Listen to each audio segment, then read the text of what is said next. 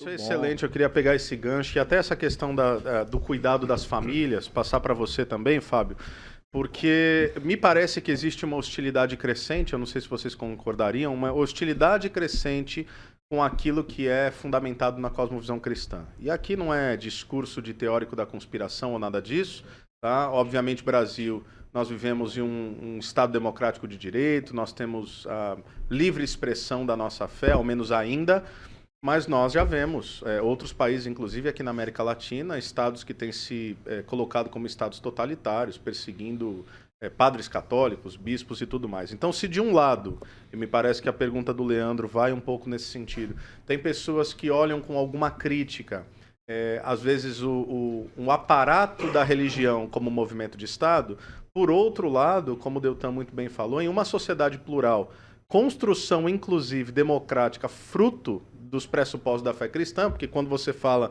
por exemplo, da Carta Universal dos Direitos Humanos, o que é direitos humanos? Não tem como provar direitos humanos. Isso é um conceito fundamentalmente cristão, é a imago Dei. Ou seja, os cristãos vão dizer que que todo ser humano é criado à imagem e semelhança de Deus, ele não pode ser aviltado em sua dignidade. Tudo isso para dizer o quê?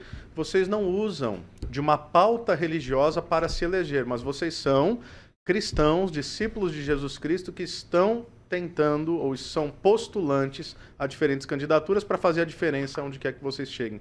Como é que é isso para vocês? A minha leitura é correta nos fatos, ou seja, não é uma candidatura eminentemente cristã, mas são cristãos que desejam fazer a diferença nesses lugares de influência. E aí, já emendando, Deltan falou de família, se vocês depois puderem falar um pouco sobre essa questão, como é que é a lógica familiar, não política partidária, dentro da vivência de vocês?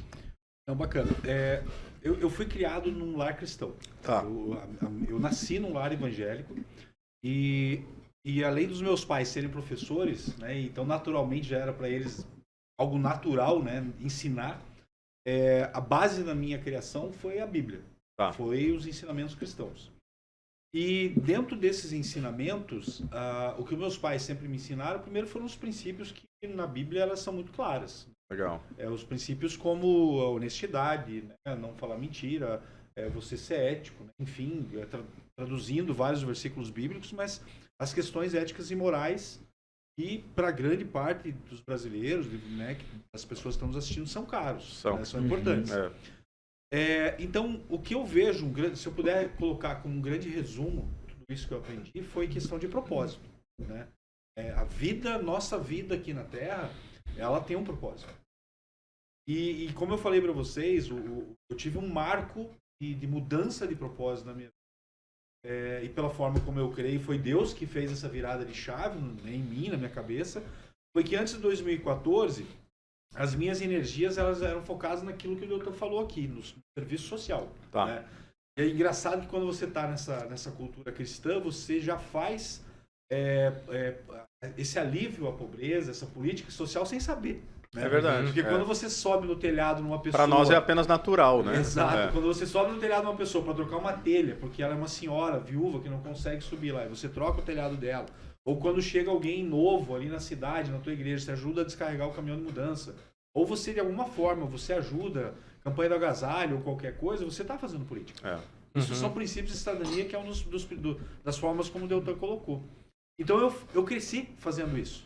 Cresci fazendo isso sempre, todo o tempo da minha vida, pela educação que eu tive. E aí esse propósito teve essa virada de chave em 2014 com a vinda da Lava Jato. Quando a Lava Jato veio e mostrou, como eu falei no início da minha fala, todo esse mar de corrupção, né, que o Brasil estava afogado lá em 2014, ninguém via. Na verdade estava ali, mas veio à luz. Né, que ela trouxe, isso foi trazido à luz. E ali eu comecei a me incomodar de uma maneira diferente. Eu falei, olha, eu acho que o Brasil precisa de algo novo, de algo diferente. E daí teve aquelas manifestações, não sei se você lembra. Sim, eu admito pra você, cara, que em 2013 eu fui pra rua e não sabia por quê. Mas era algo dentro de mim que falava, cara, você tem que participar disso. A gente queria ver alguma coisa acontecendo, exato, né? Exato. Daí quando aconteceu da Lava Jato trazer à luz toda aquela podridão, cara, todo mundo achou o seu motivo. Né? Aquela coisa que estava acesa, ninguém sabia o que tinha acendido. Mas aí todo mundo achou. O grande detalhe dessa história minha é que pelo trabalho que foi desenvolvido lá no Moody, né, no Mude Chega de Corrupção, em 2018 eu tive 3 ou 4 convites para sair candidato a deputado federal. E num processo de reflexão, oração e conversa com a minha esposa, eu entendi que não era para fazer, para ir para esse caminho. Tá. Continuei minha vida trabalhando no setor privado. E em 2020, chegando à eleição municipal lá de Curitiba, eu tive 3 convites para sair vereador e um para vice-prefeito. E aí, num processo de reflexão, oração e conversa com a minha esposa, eu também entendi que não era para eu sair. E aí, eu trabalhei 2 anos no governo do estado, conheci bastante a estrutura do Poder Executivo, como que ela trabalha.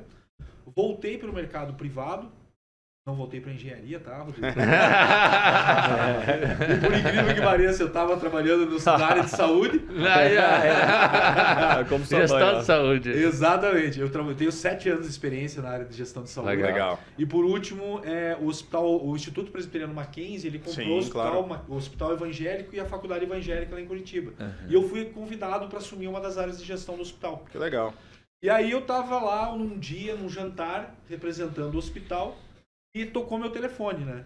E aí eu quero fazer uma pergunta para os nossos ouvintes, né? Para quem está assistindo, quem nunca se arrependeu de atender um telefonema? O detalhe que quem estava me ligando foi o figura que está aqui do nosso lado. Aí tua vida complicou. Rapaz, Complicou. 180 graus, uma complicaçãozinha leve, assim. Né? Aí vocês viram que o Deltan é um cara todo empolgado, ele pega e me liga assim, Fabião, cara, eu tava orando aqui em casa, cara, você tem que sair candidato comigo. Eu falei, você tá louco, velho, o que você comeu, né, cara? Não, cara, você tem que sair e tal. Eu falei, não, cara. Não, porque não. Aí tá aí.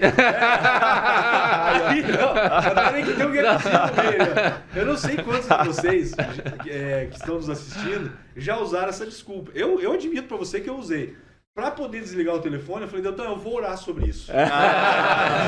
O bom crente, né? Vou orar. Aí voltei pro meu jantar, cheguei em casa, falei pra minha esposa, falei, amor, Deltan me ligou. Ela falou assim, ai. Aí eu falei, não, amor, ele só me convidou pra sair candidato. Ele falou, você tá louco? Só isso, né, cara? Eu falei, não, amor, vamos orar aí, tá tudo certo, cara. Deus já disse 2 vezes não, tá tranquilo, né, cara?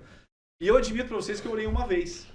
Orei aquela noite e relaxei. Passou mais ou menos uns 2 meses, a minha esposa veio conversar comigo, amor, sobre aquela conversa que você teve com o Deltan, não sei o que e tal. Olha, eu orei esse tempo, eu falei, bom, alguém orou pelo menos, né? Aí ela falou assim, amor, eu não tenho direcionamento nenhum do Espírito Santo, mas eu quero te dizer o seguinte, a decisão que você tomar, eu vou te apoiar. Legal. Eu olhei pra ela e falei assim, tem coisa nova aqui. Ela falou assim, agora o problema é seu, eu passei a bola, agora é com você, com Deus. Dobrei meus joelhos, e Deus teve um final de semana que ele me chamou para um final de semana de jejum. Eu jejuei naquele final de semana, Deus falou claramente que era para eu sair candidato. Eu liguei para o Deltan na segunda e virou isso aí, Rodrigo, que você falou. Mas o que eu quero dizer nisso tudo? Você leu ali que eu tenho especialização em política, estratégia e planejamento. Eu fiz uma outra especialização em gestão pública recentemente. Mas assim, eu percebo que tudo isso na minha vida foi um grande quebra-cabeça. Que foi sendo montado. E eu tenho plena convicção que é para esse momento. Eu não sei se eu vou ser eleito ou não.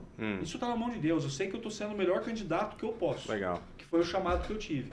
Então, assim, resumindo toda a tua pergunta agora, o que eu entendo é que tudo se resume em propósito. Tá. E o meu propósito de vida é fazer diferença onde eu estou, é tentar solucionar os problemas que existem e ajudar o próximo, amar o próximo como a mim mesmo. Legal. E tudo isso que eu estou vendo hoje nesse momento da minha vida, que é um candidato à Assembleia Legislativa do Estado do Paraná, ele se resume a isso. Eu posso fazer diferença na Assembleia, eu posso ajudar as pessoas na Assembleia e eu posso resolver problemas na Assembleia. Muito bom. Muito bom. Diego, deixa eu entrar nisso, olha só. Fé e razão se complementam. Fé e razão se complementam. A fé sozinha não é suficiente, eu vou explicar. Digamos que você quebre o teu braço, aí você tá lá na igreja e quebrou o braço. Estava andando, correndo, caiu, quebrou o braço. E aí tem um amigo teu que tem a mesma fé que você, seja qual for. E aí ele fala assim, não, deixa comigo que eu vou consertar o teu braço. Ele não é médico. Eu vou fazer uma cirurgia no teu braço. A pergunta é, você aceita? De jeito nenhum. Não. Eu também não. Eu também não. Cadê o ortopedista mais próximo, né? Exatamente. E quando você traz isso para a política, para as outras áreas, é a mesma coisa. Você precisa escolher não pessoas que tenham a mesma fé que você necessariamente, mas pessoas que tenham o coração no lugar certo, que sejam íntegras e que estejam preparadas para fazer aquela tarefa, que tenham estudado, tenham se preparado para enfrentar os principais desafios do Brasil. E então, agora, ao mesmo tempo em que a razão é importante, o preparo é importante, a fé é um importante móvel para a ação. E eu não estou falando só de hoje, eu estou falando da história. Basta a gente olhar para a história. A fé foi importante no desenvolvimento dos direitos humanos, no fim dos sacrifícios de pessoas vivas. Foi importante para o desenvolvimento da própria dignidade da pessoa humana. Foi importante na Constituição americana, em vários marcos do desenvolvimento do mundo ocidental, a fé estava lá.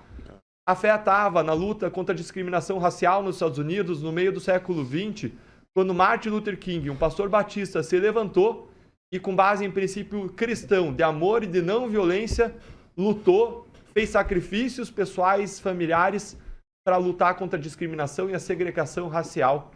E uma luta de décadas movida pela fé. Legal. A fé estava lá presente quando, na Inglaterra, William Wilberforce é isso aí. Se tornou um cristão. Ele era um político, ele ficou na dúvida se ele ia virar um pastor ou seguir na política. Ele entendeu que na política, a fé dele poderia se expressar em amor às pessoas. Ele passou a lutar contra a escravidão e a vitória veio, mas não durou 1, 2 anos, demorou mais de 3 décadas. E a fé dele fez ele perseverar. A fé dele fez com que, diante das maiores frustrações, ele não desistisse. E ele seguiu em frente em amor, e a Inglaterra conseguiu vencer a escravidão em razão de pessoas vários líderes movidos pela fé. Então, a fé é um importante móvel para a ação.